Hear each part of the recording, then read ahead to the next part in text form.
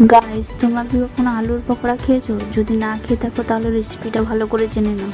প্রথমে আলুটাকে সেদ্ধ করতে দেব, তারপর সেই সেদ্ধ করা আলুটিতে রসুন কুচি দিয়ে দেব, তারপর হলুদ গুঁড়ি, তারপর দিয়ে দেব লঙ্কা গুঁড়ো,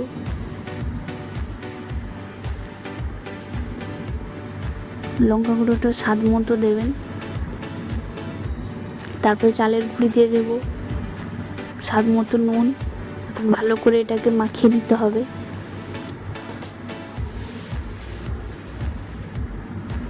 তারপরে এইভাবে গোল গোল করে এটাকে বানিয়ে নেব।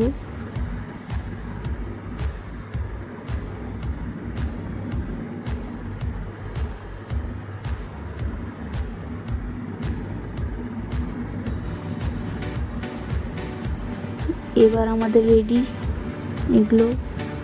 তারপর গরম কড়াইতে তেলের মধ্যে এগুলো এক একটা করে ছেড়ে দিতে হবে।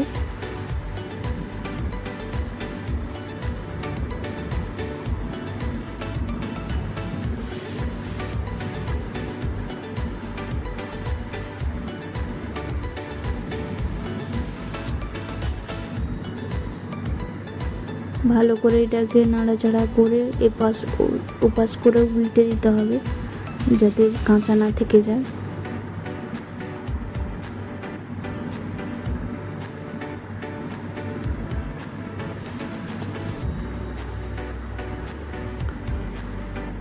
বেশ খানিকটা লাল হয়ে গেছে এইভাবে।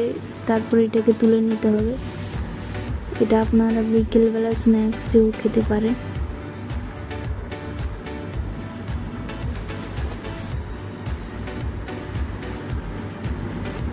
অসাধারণ খেতে। বন্ধুরা অবশ্যই কমেন্ট করে জানাবেন কেমন খেতে হয়েছে।